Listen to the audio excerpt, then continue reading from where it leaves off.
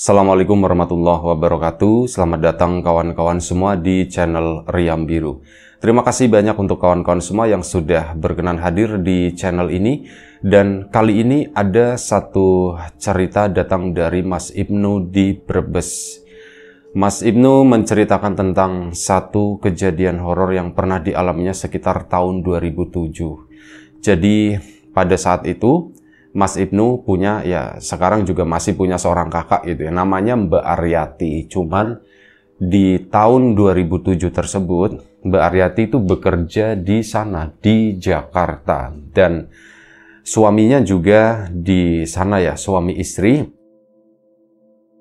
Ini udah merantau bertahun-tahun di Jakarta situ. Dan kabar terakhir pada tahun 2007 tersebut, ini Mbak Aryati lagi hamil, dan hamilnya itu udah lumayan cukup besar. Nah, karena hamilnya itu udah lumayan cukup besar dan memang udah mendekati hari kelahiran gitu ya, maka dari itu Mbak Aryati pun melakukan cuti gitu ya, cuti dari pekerjaannya dan memutuskan untuk pulang kampung karena rencananya melahirkannya itu di kampung. Suaminya juga orang sekampung di Brebes itu juga, tapi pada saat itu suaminya memang nggak bisa pulang karena masih ada pekerjaan gitu ya, nggak bisa ditinggalin. Ya nanti pulang-pulang itu saat menjelang hari persalinan tersebut. Nah ini Mbak Aryati itu pulang duluan, ya pikirnya dia udah apa-apa gitu kan, aku kan masih mungkin kurang sekitar 1 bulan lagi menjelang kelahiran atau beberapa minggu ke depan gitu ya. Dari situ akhirnya Mbak Aryati pun pulang dan memang dalam kondisi yang baik-baik aja, meskipun sebelumnya Mbak Aryati itu sempat mengalami sesuatu yang ya lumayan cukup aneh dalam kehidupannya, tapi waktu itu belum diceritakan ke Mas Ibnu ya. Intinya ngabarin, Mbak itu mau pulang, cuman bilang seperti itu, dan oh iya Mbak nanti tak jemput di stasiun gitu. Dan sudah, singkat cerita, malam itu pun tiba, Mas Ibnu pun janjian sama Mbak Aryati ini udah lewat tengah malam. Pulang itu jamnya itu udah jam malam gitu ya. Mas Ibnu tuh lupa jam berapa waktu itu. Dan sebelum kita lebih jauh ke dalam cerita, mohon izin mau promo bawang gorengnya Wiji sebentar aja. Bawang gorengnya Wiji, bawang renyah, bawang murni tanpa campuran apapun, rasanya ya mantap gitu ya. Dan untuk kawan-kawan kemarin yang sudah sempat membeli, kami mengucapkan terima kasih banyak. Untuk kawan-kawan yang belum sempat membeli, belum sempat memesan, ditunggu pesanannya. Gampang, ini ada di bawah ini ya. Untuk sementara ini, untuk yang online itu tersedia di Shopee aja. Itu aja, terima kasih. Kita lanjut lagi. Oh iya, jangan lupa mampir juga di channel Lapak Horor X Mbah Warmo, karena di sana itu cerita-cerita lama yang dulu di channel Lapak Horor dibawakan di situ lagi dengan suaranya Mbah Warmo gitu. Terima kasih. Kita lanjut ya. Nah, Mas Ibnu pun akhirnya berangkat menjemput Mbak Aryati tadi. Namanya menjemput itu biasanya datangnya itu duluan, standby di sana ya, di stasiun. Akhirnya mungkin kurang lebih sekitar setengah jam sebelum jadwal kedatangan kereta, Mas Ibnu pun udah ke sana. Nah ini di depan stasiun, di situ kan di trotoarnya ini ada beberapa pedagang kopi kayak gitu ya. Nah akhirnya udah sambil nungguin, ngopi dulu, ngerokok dulu dan sebagainya, ngobrol-ngobrol sama orang-orang yang sama-sama lagi mau menjemput waktu itu. Dan singkat cerita, kereta pun tiba dan Mas Ibnu pun ketemu sama Mbak Aryati di sana. Mbak Aryati namanya lagi hamil besar, dia itu kan pakai daster begitu, terus bawa tas itu cuman tas jinjing satu. Ya sudah, ini nggak terlalu merepotkan lah. Akhirnya udah tasnya diambil sama Mas Ibnu, Mbak Aryatinya pun diajak ke tempat parkiran motor di sana. Pulanglah singkat cerita, dan memang ini agak susah. Mbak Aryati memang pakai daleman itu yang agak lumayan cukup panjang, jadi kayak pakai legging itu kelihatan lah sampai bawah. Dan akhirnya sudah, boncengnya pun bisa ngangkat rok gitu kan. Akhirnya bonceng ngangkang seperti biasa. jalanlah si Mas Ibnu keluar dari stasiun. Arahnya kemana nggak disebutkan, entah ke timur, ke barat, atau ke utara, atau mungkin ke selatan, atau apa enggak. Nah, baru beberapa ratus meter lah gitu ya, baru sekitar 100 atau berapa meter, ini di daerah yang lumayan cukup sepi di situ. Tiba-tiba Mbak Aryati tuh minta berhenti. Bentar, berhenti dulu. Iya mbak, tas kan ditaruh di bawah sini ya. Nah, si Mas Ibnu pun minggir ke samping jalan, itu jalanan sepi di bawah pepohonan semacam itu. Nah, si Mbak Aryati turun dari motor. Mbak, mau ngapain mbak? Nggak apa-apa Mbak Aryati tuh mundur, maksudnya menjauhi motor ke sana ke arah belakang. Terus apa? Mohon maaf, ngangkat roknya, pelorotin celananya, jongkok di situ. Loh, Mbak Aryati, wah udah kebelet banget. Dipikirnya Mas Ibnu itu kebeletnya tuh kebelet pipis gitu ya. Tapi apa? Kedengeran suara ber gitu, mengeluarkan sesuatu yang padat deh. Mohon maaf ya, memang seperti itu kejadiannya. Hah? Mbak Aryati? Ya Mas Ibnunya celingak-celinguk, barangkali ada sepeda motor yang lewat, itu kan malu ya. Ini gimana ya aku ya? Ya memang nggak ada siapa-siapa di situ. Terus ya udah, begitu udah keluar, nggak lama sih, paling 1 menit gitu ya. Mbak Aryati itu langsung berdiri, langsung dipakai lagi. Loh, ini kopet begini, maksudnya belum bersih-bersih gitu ya. Mas Ibnu pun diem aja gitu. Mbak Aryati mendekat ke sana, dilihatin samar-samar siluetnya itu ada gitu ya. Ada kuncupnya ke atas, kata si Mas Ibnu. Beneran gitu. Terus akhirnya begitu mendekat, Mbak, kenapa mbak? Nggak apa-apa kata si Mbak Aryatinya begitu. Ya udah jalan lagi. Cuman kan Mas Ibnu mikir, loh ini kan belum sempat bersih-bersih ya. Lah sudahlah nggak apa-apa gitu. Nah, gampang sampai rumah dicuci. Udah naik lagi ke situ, motor pun jalan. Baru 50 meter, hal itu diulangi lagi. Berhenti lagi. Mbak, kenapa sih mbak? Udah berhenti, kata si Mbak Aryati. Ya Mas Ibnu nurut berhenti. Melakukan hal yang sama, mundur, buang air. Suaranya itu kenceng banget, kata si Mas Ibnu. Kenapa ya? Mulai bertanya-tanya seperti itu. Apa emang lagi mules atau gimana? Terus sudah datang ke situ. Mbak, enggak apa-apa kan mbak perutnya mbak? Enggak apa-apa, kata si Mbak Aryati. Enggak jawab yang gimana-gimana. Mbak, kenapa sih mbak enggak di rumah aja gitu ya? Mbak enggak kuat katanya gitu. Oh ya udah gitu ya.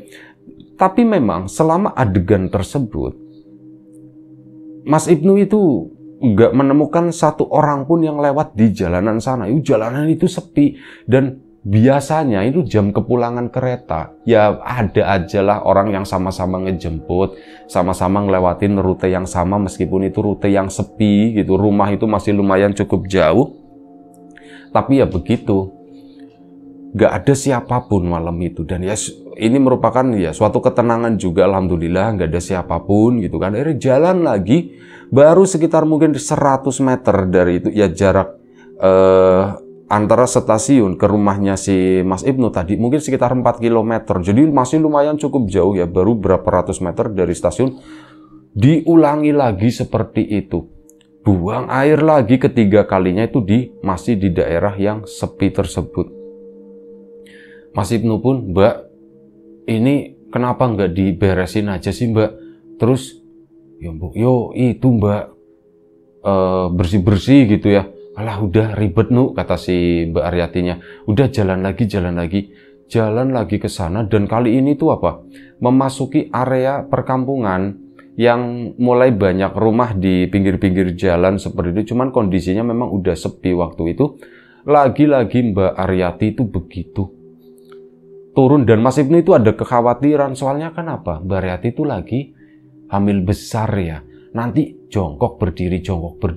Ini kalau brojol gitu di jalan itu gimana gitu kan? Mas Ibnu pun berhenti lagi di situ, bentar ya ya. Itu buang air lagi, dan Mas Ibnu itu ngelihat akhirnya dideketin ke sana. Mbak, nggak apa-apa Mbak, kayak gitu Mbak. Udah nggak apa-apa Keluar lagi, dan itu ya ada wujudnya gitu. Wujudnya itu banyak, dan itu di depan rumah orang. Mas Ibnu, aduh gimana ini ya? Ya sudah Mbak ditahan, kenapa sih Mbak ditahan, kenapa sih? Iya Akhirnya apa? Naik ke sana. Mas Ibnu pun, Mbak agak cepetan ya. Iya Cuma nurut iya begitu doang. Mas Ibnu pun ke sana. Naik motornya itu agak dipercepat. Dan kali ini udah deket-deket sama udah deket-deket sama rumah, udah masuk ke perkampungannya. Mas Ibnu alhamdulillah gitu ya. Cuman ya aku tetap jawab, Mbak gimana Mbak? Masih kebelet enggak? Enggak, kata si mbaknya. Begitu enggak, itu ada kebun di situ, kebun pisang. Berhenti lagi, berhenti. Dan itu mendadak banget. Akhirnya berhenti lagi, buang air lagi di situ. Aduh itu kan, ya wis lah, biarin lah. Mas Ibnu pun ngecek jok atau apa gitu ya. Oh ini pasti ada rembesan atau gimana, mikirnya si Mas Ibnu, sudah enggak apa-apa kakakku gitu ya. Udahlah, aku pengen buru-buru cepet sampai rumah. Dan singkat cerita, Mas Ibnu pun akhirnya sampai di rumah sana. Begitu sampai di rumah, si Mbak Aryati pun ya ketemu sama orang tuanya gitu kan. Dan Mas Ibnu itu ngeliatin roknya, ini ada bekasnya atau enggak gitu ya. Diperhatikan, nggak ada bekasnya. Nah, begitu ketemu sama orang tua, Mbak Aryati itu langsung ke belakang ke sana menuju ke toilet. Udah di toilet situ, si Mas Ibnu kan cerita sama bapak sama ibunya, Pak, Bu, tadi aneh katanya begitu. Aneh kenapa? Mbak Aryati itu begini-begini, itu diceritakan semuanya. Bapak sama ibunya pun, loh masa kayak gitu? Iya Pak, Bu, beneran. Kok bisa ya? Kenapa ya? Ya sama-sama bingung kan. Dan waktu itu akhirnya apa? Udah ditungguin Mbak Aryatinya. Ti, ibu kan ke belakang. Ti, kamu ndak apa-apa, Ti? Itu nggak ada jawaban, diem aja si Mbak Aryati. Ti, Pak, ndak ada jawaban Pak, gitu kan. Dan Mas Ibnu itu waktu itu ke depan sana lagi nyemprot joknya, ya dibersihin lah gitu ya, maksudnya siapa tahu ada bekasnya gitu, ada resapannya atau gimana, rembesannya kan itu ndak enak, nanti kering repot pagi dilalatin atau gimana. Itu dibersihin sama Mas Ibnu. Dia pun dipanggil gitu kan, Mbak Aryati itu kok diem aja. Akhirnya disamperin ke arah toilet sana. Toilet itu posisinya nutup. Ti, Mbak dipanggil kan sama si Mas Ibnu. Nggak ada jawaban, panik dong. Karena apa? Didorong pintunya itu nggak ketutup. Dan apa? Begitu dibuka, nggak ada siapapun di sana. Cuman mohon maaf, yang ada itu bekasnya ada dan itu belum disiram. Ti, kemana? Dicariin kan sama ibunya. Ti, kamu di mana? Mas Ibnu nyiramin itu. Nah udah bersih, Mas Ibnu pun nyariin. Di rumah ndak ada, tasnya pun ndak ada waktu itu. Tasnya perasaan tadi di sini. Aryati kemana? Dicariin kan serumah, sampai mereka pun nyari ke depan ya, berniat nengok kanan kiri, barangkali dia lagi keluar ke rumah tetangga, tapi ya ndak mungkin. Akses pintu masuk memang samping rumah itu ada, tapi seingat bapak sama ibunya, seingat Mas Ibnu juga, kakaknya itu tuh nggak kemana-mana. Ya udah, dia tuh lagi kebelet masuk ke toilet sana, tapi kok hilang, kok tiba-tiba nggak ada. Ini kemana? Ini orang gitu. Dicariin, ada motor datang. Situ Mbak Aryati. Ti, kamu dari mana? Tanya ibu kan. Dari mana apanya, Bu? Aku baru sampai. Ini Ibnu, gimana sih, gitu kan. Gimana sih, kamu tak teleponin gitu ya, nggak diangkat-angkat. Hah? Emang nelponin, Mbak? Iya, tak teleponin. Mas Ibnu pun ngecek, ya memang ada banyak panggilan masuk waktu itu. Cuman, aku kok nggak denger sama sekali ya, Mbak ya, gitu. Udah kan dibayar tukang ojeknya, Mbak Aryati pun masuk. Kok nggak dijemput, katanya. Mbak, aku itu jemput, Mbak, katanya. Masa jemput? Jemput apanya? Iya Pak, emang jemput.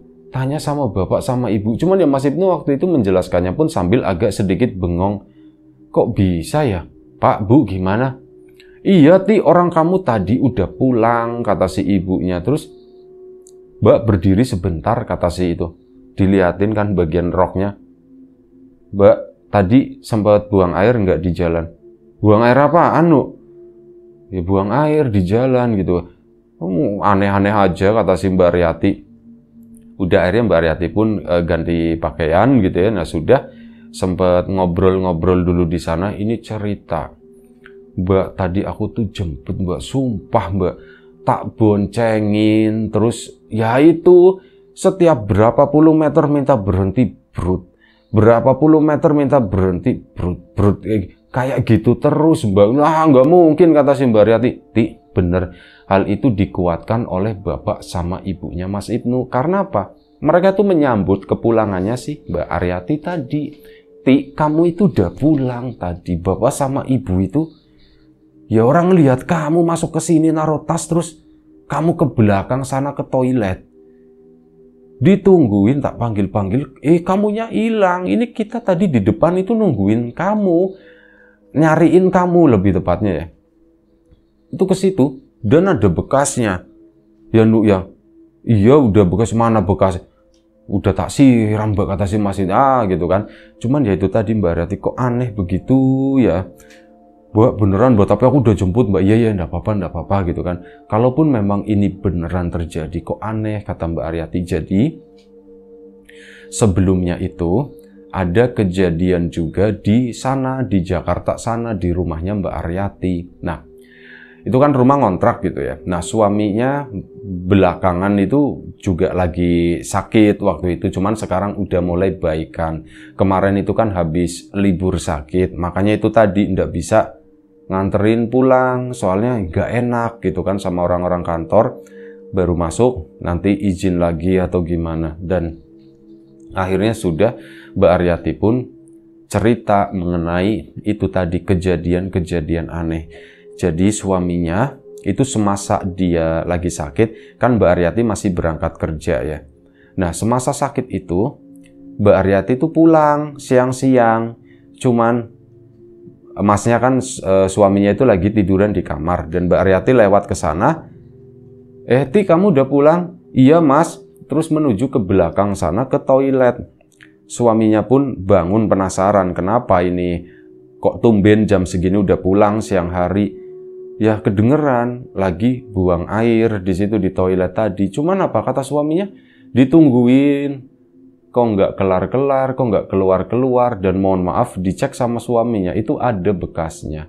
Ada ya disiram sama suaminya, ini gimana sih orang gitu kan?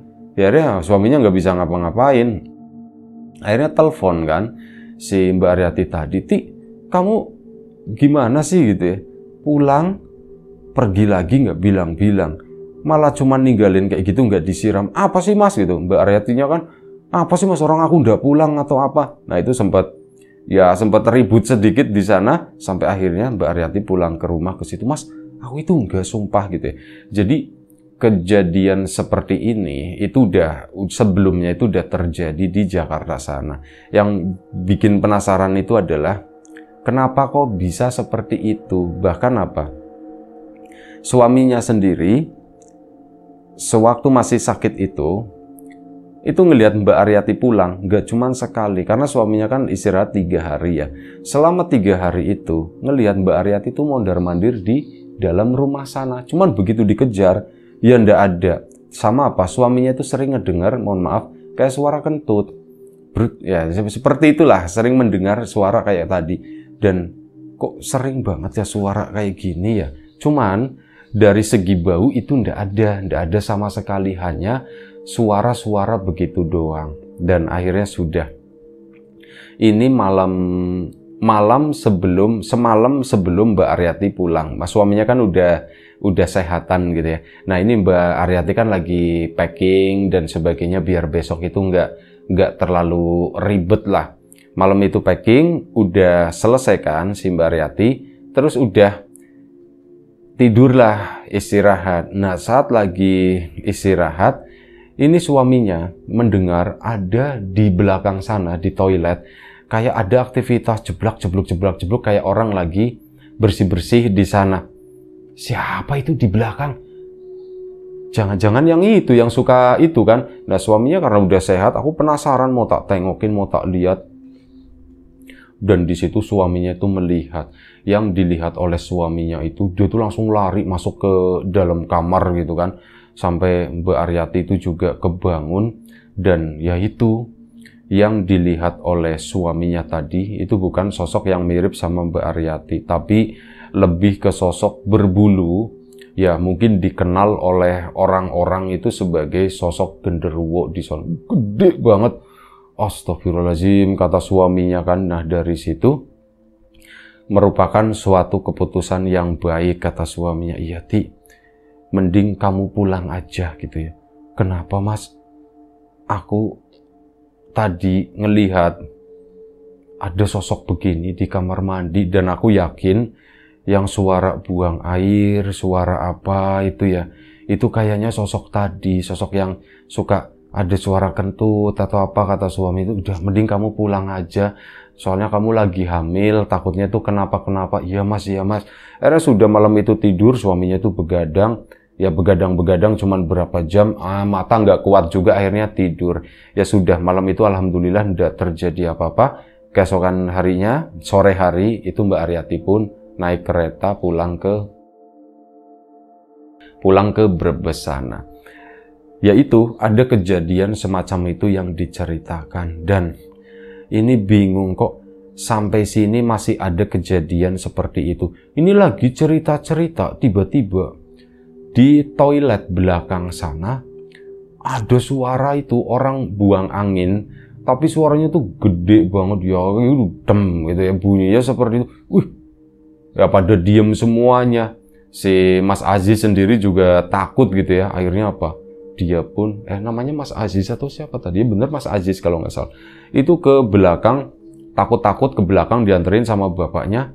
Mereka nggak menemukan apapun. Nah dari situ, si Mas Aziz akhirnya, udah ya Mbak ya, aku tak ke rumahnya Mas Kirno katanya.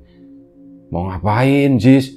Aku mau minta tolong Mas Kirno. Nah Mas Kirno ini orang yang dianggap mengerti, orang yang dianggap bisa di kampung tersebut. Akhirnya kesanalah si Mas Aziz. Mas, itu Mas, Mbak Yati, kenapa mbakmu pulang-pulang Mas? Ceritanya tuh aneh Mas, kayaknya dia tuh diikutin genderuwo, katanya begitu. Diikutin genderuwo gimana? Gimana ceritanya? Kata si Mas Kirno. Ya udah, sampean ke rumah aja gitu. Oh ya sudah, sebentar, kata si Mas Kirno. Kamu pulang duluan aja, nanti aku ke situ gitu ya. Akhirnya sudah, Mas Aziz pun pulang, Mas Kirno pun akhirnya nyusul sekitar 15 menit kemudian. Nah, begitu di sana ceritalah Mbak Aryati, cuman Mas Kirno matanya tuh ya begitulah, kayak sambil nerawang-nerawang gitu kan. Dan akhirnya apa? Ini bentar lagi bunyi nih di belakang nih. Dan ternyata memang bener bunyi brus gitu ya. Tuh kan, ini yang lain si Mas Kirno-nya tuh ketawa gitu ya. Jauh juga mainnya, kata Mas. Ya itu gimana Mas, itu gimana Mas. Nah akhirnya dijelaskan oleh Mas Kirno. Jadi ini tuh sosok genderuwo tadi, kata si Mas Kirno ya.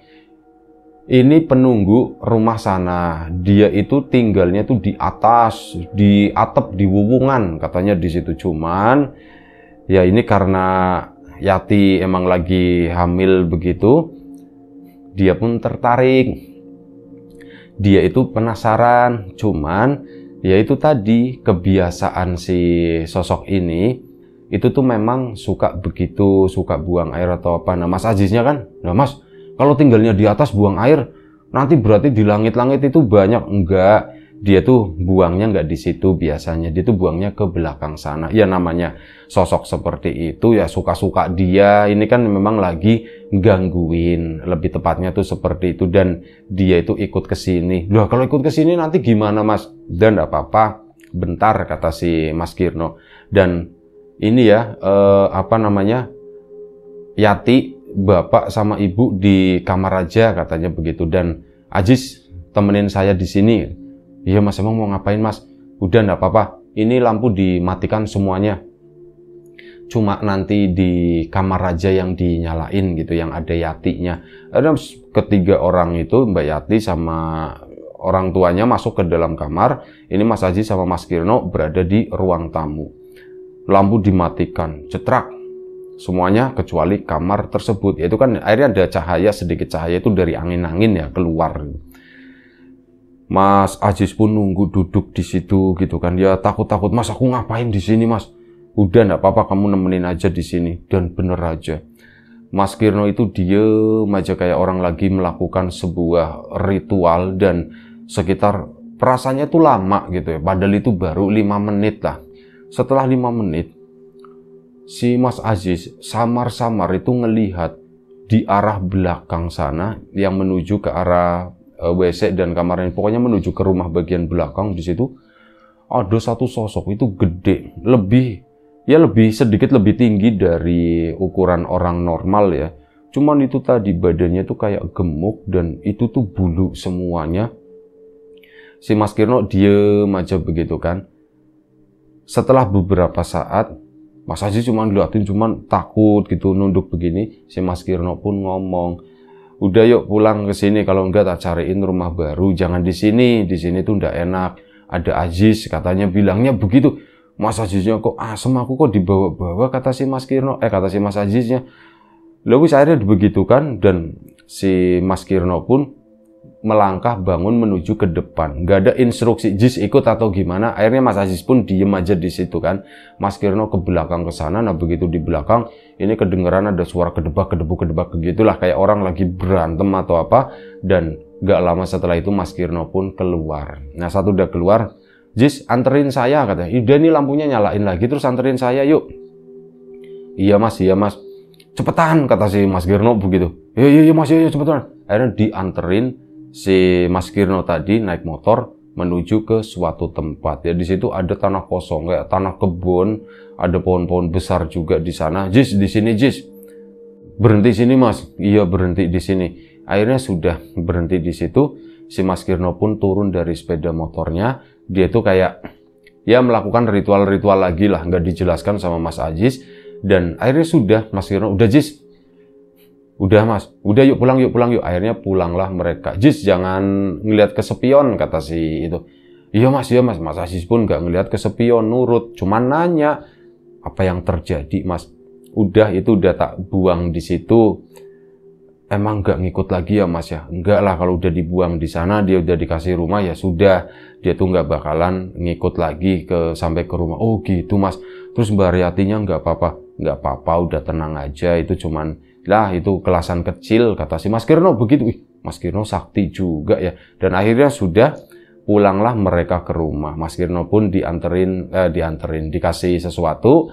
Mas Kirno pun akhirnya pulang. Dia datang sendiri ya, naik motor ya. Akhirnya pulang ke rumah dan alhamdulillah semenjak itu memang langsung bersih. Nggak ada kejadian teror lagi semacam itu tuh nggak ada. Cuman ya itu tadi, berarti yang tak boncengin dari stasiun sampai rumah itu sih sosok ini, kata si Mas Aziz. Berarti sosok ini, Mbak Aryatinya tak tinggal di situ. Iya Jis, kamu boncengin itu. Pantesan Mbak kayak gitu Mbak. Loh, beli umum katanya. Enggak umum, enggak wajar, kata si Mas Aziz. Akhirnya ya sudah, ceritanya berakhir sampai di situ aja. Mbak Aryati tinggal di sana sampai melahirkan, semuanya normal, suaminya pun pulang. Dan waktu itu memang nggak sempat melihat proses kelahirannya karena masih di perjalanan ya. Tapi alhamdulillah semuanya selamat, semuanya itu lancar jaya. Itu aja. Terima kasih Mas Aziz atas ceritanya di Brebes sana ya. Kawan-kawan di rumah juga terima kasih banyak atas support dan dukungannya apapun itu. Kawan-kawan subscriber, kawan-kawan membership, kawan-kawan yang udah kasih support dalam bentuk super thanks Kriam Biru, terima kasih banyak. Kawan-kawan yang udah ngasih like, udah nge-share ke yang lainnya, kawan-kawan yang udah ninggalin komentar juga terima kasih banyak. Kawan-kawan yang sudah memesan bawang gorengnya Wiji, tentu saja tak lupa terima kasih banyak. Sementara kawan-kawan yang belum memesan, ditunggu pesanannya. Kawan-kawan yang sudah mampir di channel Lapak Horor X Mbah Warmo juga tak lupa terima kasih banyak atas dukungannya. Doa terbaik dari kami untuk kawan-kawan semua, semoga selalu diberi kemudahan dalam hal apapun, termasuk kemudahan dalam hal rezeki. Yang sakit segera diberi kesembuhan, yang sehat tetap dijaga kesehatannya. Baik, sampai jumpa di episode selanjutnya Riam Biru. Jaga kesehatan kawan-kawan tentunya. Sekali lagi terima kasih banyak. Mohon maaf sebesar-besarnya kalau misal tadi ada kata-kata yang atau sesuatu yang nggak berkenan di mata, di hati, di telinga kawan-kawan semuanya. Mohon dimaafkan. Itu aja. Jaga kesehatan kawan-kawan. Sekali lagi, Assalamualaikum warahmatullahi wabarakatuh.